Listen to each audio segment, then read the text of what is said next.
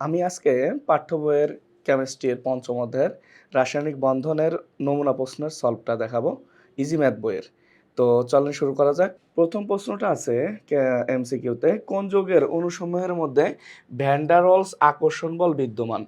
একটা আছে van der Waals বন্ধন আর একটা আছে ভ্যান ডার ওয়ালস আকর্ষণ বল। ভ্যান ডার ওয়ালস বন্ধনটা হচ্ছে আয়নিক এবং সমযোজী যৌগ যেগুলো আছে এইগুলার থেকেও অনেক কম শক্তিশালী। ওটা হচ্ছে ভ্যান ডার ওয়ালস বন্ধন। আর এটা বলছে ভ্যান ডার ওয়ালস বল, আকর্ষণ বল।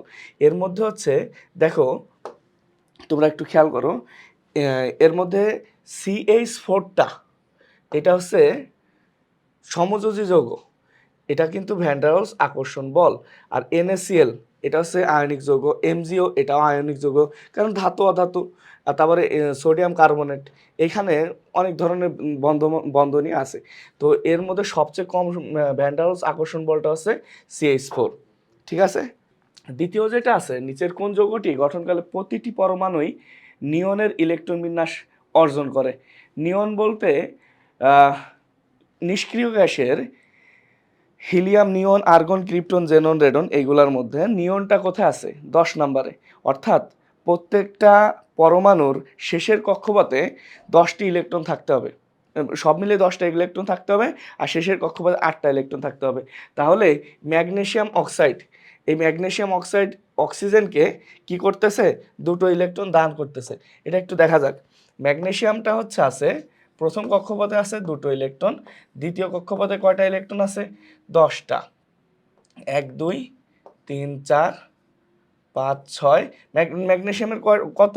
8 না, mg 8। তাহলে এটা ইলেকট্রন বিন্যাস করলে 1s2 2s2 2p কত হবে? 2p6 3s2। শেষের কক্ষপথে 2টা, দ্বিতীয় কক্ষপথে কয়টা আছে? 8টা আছে। শেষের কক্ষপথে আছে 2টা। এখন এই 2টো ইলেকট্রন কাকে দিবে? অক্সিজেনকে দিয়ে দিবে। 1 2, এটা আছে অক্সিজেন ধরলাম। 1 2 3 4। প্রথম কক্ষপথে কয়টা আছে? 2টা। দ্বিতীয় কক্ষপথে আছে হচ্ছে 3 4 5 6 7, 6টা। এখন এই যে এইখান থেকে একটা ইলেকট্রন দিল, এইখান থেকে একটা ইলেকট্রন দিল, তো এখানে ম্যাগনেসিয়ামের শেষের কক্ষপথে 8টা, প্রথম কক্ষপথে 2টা, 10টা। যেটা নিয়নের ইলেকট্রন বিন্যাস, নিয়নের ইলেকট্রন বিন্যাস করলে দেখতে পারবা। তারপরে ম্যাগনেসিয়াম এই যে দিয়ে দিছে, তার মানে শেষের কক্ষপথে 8টা, প্রথম কক্ষপথে 2টা। অর্থাৎ এখানে কোনটা নিয়নের ইলেকট্রন বিন্যাস লাভ করতেছে? ম্যাগনেসিয়াম অক্সাইড, আর কোনোটা না। ঠিক আছে, এটার অ্যান্সার গ হবে। আর এখানে অ্যান্সার হচ্ছে খ হবে। আচ্ছা, তৃতীয় প্রশ্নটা হচ্ছে, ডি চিহ্নিত মৌলের যোজ্যতা ইলেকট্রন সংখ্যা কতটি? ডিতে যোজ্যতা স্তর ইলেকট্রন মানে শেষের কক্ষপথের ইলেকট্রন। একটু গুনি দেখি তো। 1 2 3 4 5 6 7টা। শেষের কক্ষপথে ইলেকট্রন কয়টা? 7টা। সো 7 হচ্ছে অ্যান্সার হবে।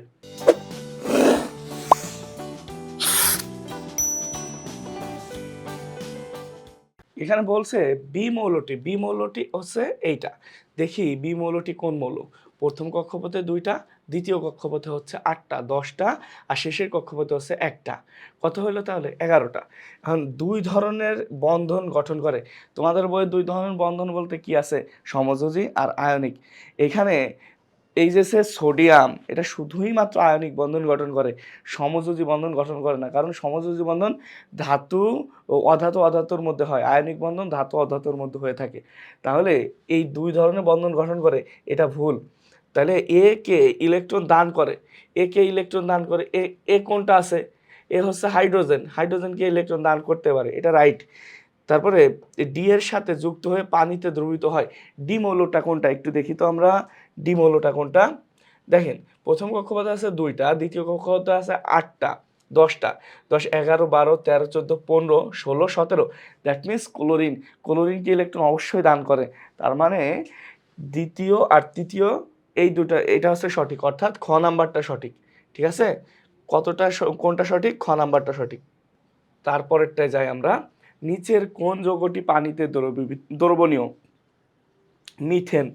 আচ্ছা, আমি একটু বলে নিই, যে সকল যৌগ ধনাত্মক এবং ঋণাত্মক আধান উপস্থিত আছে তারাই হচ্ছে পানিতে দ্রবীভূত। এর মধ্যে আয়নিক বন্ধন তো সবাই তো পানিতে দ্রবীভূত, কিন্তু সমযোজী বন্ধন যারা আছে তাদের মধ্যে আংশিক ধনাত্মক আংশিক ঋণাত্মক আধানও আছে। সো আংশিক ধনাত্মক আর আংশিক ঋণাত্মক আধান যাদের মধ্যে আছে তারা পানিতে দ্রবীভূত, বাকিগুলা পানিতে দ্রবীভূত না। সো মিথেন, এটা আংশিক ধনাত্মক ঋণাত্মক আধান নাই, সো এটা দ্রবীভূত হবে না।